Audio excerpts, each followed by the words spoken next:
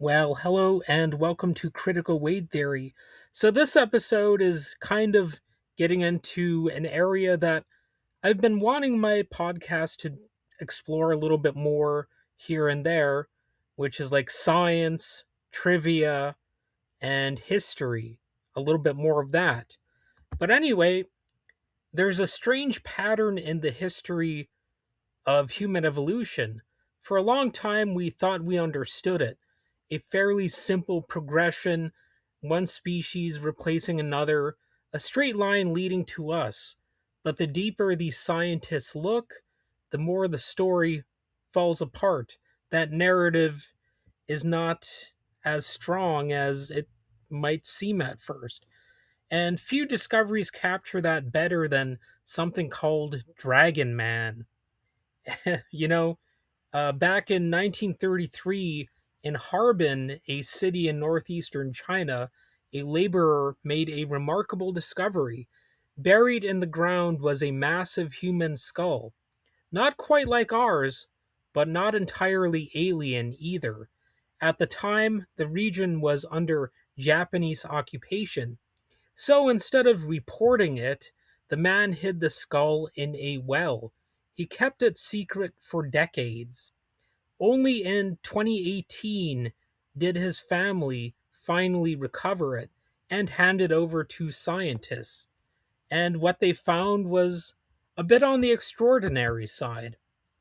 The skull had a huge brain case comparable to modern humans, but it also had thick brow ridges, a wide nose, and a heavy, rugged face. It didn't quite fit neatly into any known category, and in 2021, researchers gave it a name. Get ready for this: Homo longi, or Dragon Man. But not everyone agreed, interestingly enough. As so often happens, there were some people who had some questions about the classification of this uh, specimen, if you will. Because in human evolution, naming something new is never just about the bones, it's about how we draw boundaries. And those boundaries are often blurred. Some scientists suspected this wasn't a new species at all. Instead, they thought it might belong to a mysterious group that we already knew, but barely understood: the Denisovans, a somewhat mysterious designation, but one that had already been previously discovered, or however you want to phrase it, created. And Denisovans were first identified in 2010, not from a skull or a full skeleton, but from a single finger bone found in a Siberian cave. That's all it took. From that tiny fragment, scientists extracted DNA and discovered an entirely new branch of humanity, or something like that. And since then, we've learned Denisovans interbred with both Neanderthals and modern humans. In fact, their genetic traces still exist today, especially among populations in Asia and Oceania, or however that's pronounced. Oddly enough, I don't know if I've ever heard anybody pronounce Oceania or Ocean. However, it's throwing me off. But anyway, there was a problem other than my mispronunciation of a word.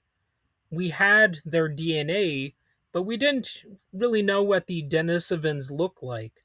No complete skull, no clear face, just fragments. And then came Dragon Man, and he helped put the puzzle pieces back into place, at least slightly. We learned a little bit more. Recently, scientists revisited the Harbin skull using newer techniques.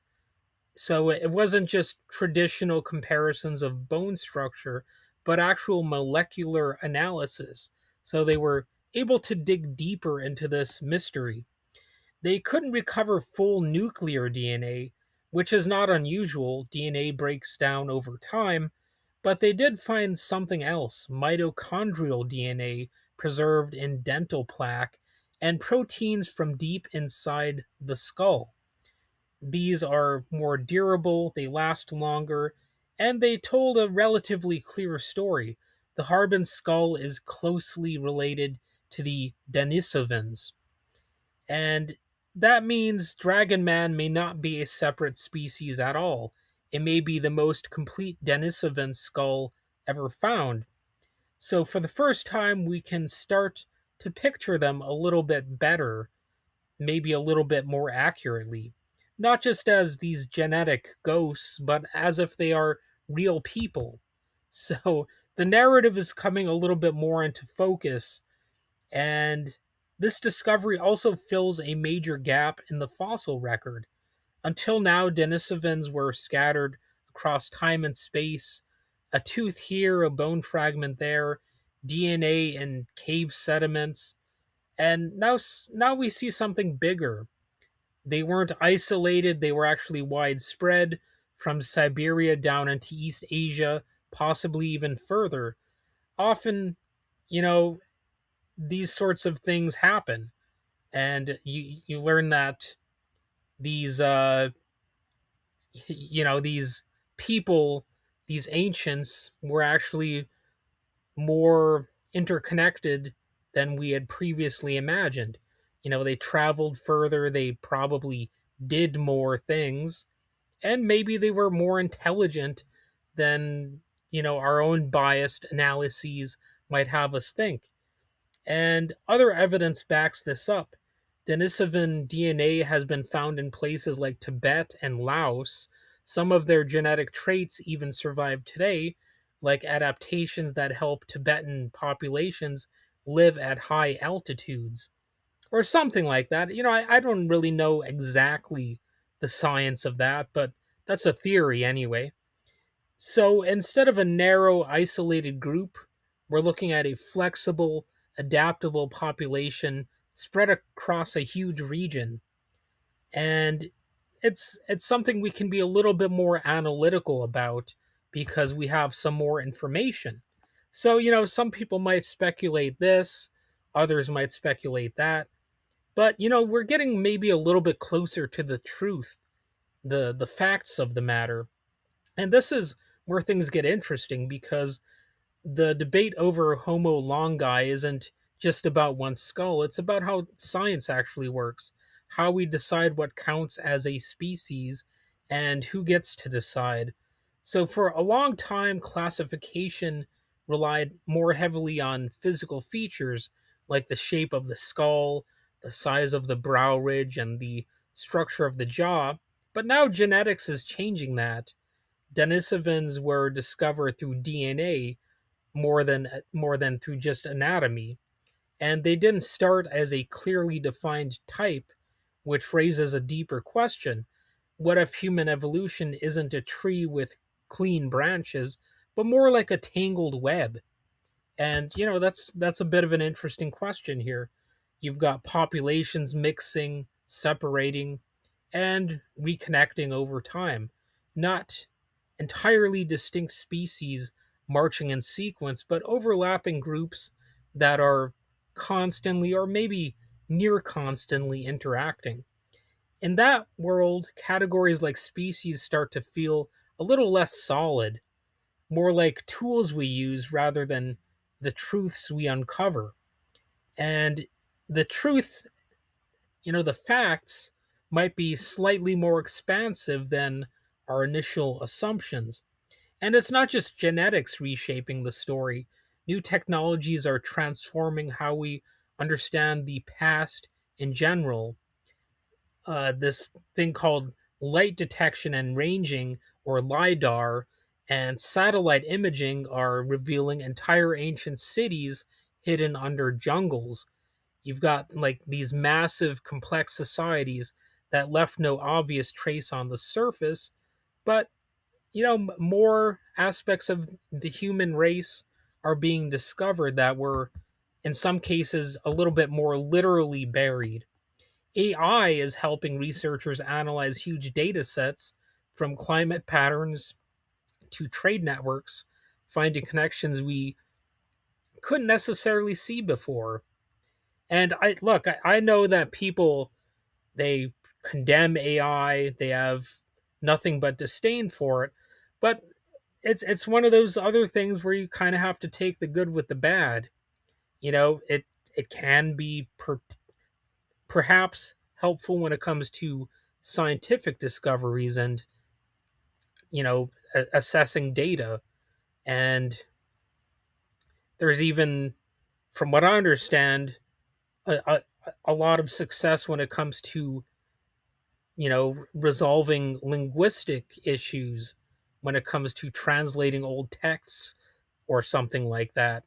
So yes, AI data centers are bad for the environment, and of course there are other controversies involving AI, but it's not all bad, I guess is what I'm saying.